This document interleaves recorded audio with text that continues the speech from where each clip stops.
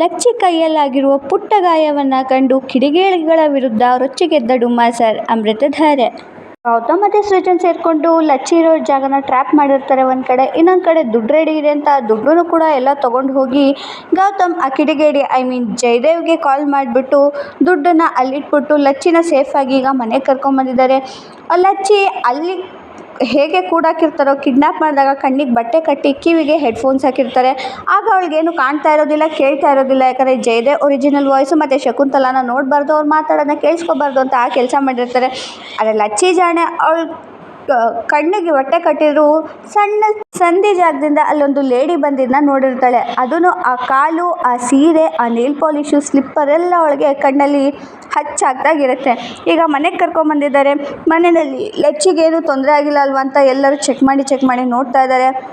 ಆ ಟೈಮ್ನಲ್ಲೇ ಶಕುಂತಲಾ ಕೂಡ ಅಲ್ಲಿಗೆ ಬರ್ತಾಳೆ. ಶಕುಂತಲಾ ಬಂದಾಗ ಮಗುಗೇನು ತೊಂದರೆ ಆಗಿಲ್ಲ ತಾನೆ, ಲಚ್ಚಿ ನಿನಗೇನು ಆಗಿಲ್ಲ ಅಲ್ವಾ ಅಂತ ತುಂಬ ಕೇರ್ ಮಾಡೋ ಥರ ಮಾತಾಡಿಸ್ತಾ ಇರ್ತಾಳೆ. ಆಗ ಮತ್ತೆ ಆ ಮಗು ಶಕುಂತಲಾ ಕಾಲನ್ನ ನೋಡ್ತಾಳೆ.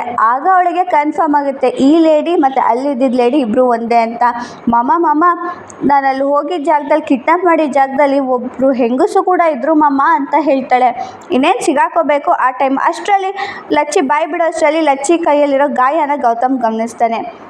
ಇಲ್ಲಿ ನೋಡು, ಏನು ಪುಟ ಇದು ಗಾಯ, ಇಷ್ಟೆಲ್ಲ ಗಾಯ ಮಾಡಿದ್ದಾರೆ ಅಂದರೆ ನನ್ನ ಮಕ್ಕಳನ್ನ ಸುಮ್ಮನೆ ಬಿಡ್ತೀನ, ನಾನು ಖಂಡಿತ ಬಿಡಲ್ಲ ಅಂತ ಡುಮ್ಮಾಸರ್ ಈಗ ರೊಚ್ಚಿಗೆದ್ದಿದ್ದಾರೆ. ಭೂಮಿಕಾರೆಲ್ಲ ಸಣ್ಣ ಗಾಯ ಅಲ್ವಾ, ಬಿಡಿ ಗೌತಮ್ ಅವ್ರೆ ಅಂತ ಎಷ್ಟು ಹೇಳಿದ್ರು ಕೇಳಲ್ಲ. ಅದು ಹೇಗೆ ಸುಮ್ಮನಿರೋಕ್ಕಾಗುತ್ತೆ, ಇಷ್ಟು ಸಣ್ಣ ಮಗುನ ತೊಗೊಂಡು ಹೋದ್ಮೇಲೆ ಕೇರ್ ತೊಗೊಂಡು ನೋಡ್ಕೊಂಡಿಲ್ಲ, ಕಿಡ್ನ್ಯಾಪ್ ಮಾಡಿದ್ದೆ ದೊಡ್ಡ ತಪ್ಪು ಅಂತ. ಅದರಲ್ಲಿ ಮಗು ಗಾಯ ಎಲ್ಲ ಆಗೋ ಥರ ನೋಡ್ಕೊಂಡಿದ್ದಾರೆ ಅಂದರೆ ನನ್ನ ಮಕ್ಕಳನ್ನ ಸುಮ್ಮನೆ ಬಿಡೋ ಮಾತೇ ಇಲ್ಲ ಅಂದ್ಬಿಟ್ಟು ಈಗ ಕಿಡಿಗೇಡಿಗಳ ಜಾಡನ್ನ ಹಿಡಿದು ಗೌತಮ್ ಸರ್ ಹೊರಟಿದ್ದಾರೆ.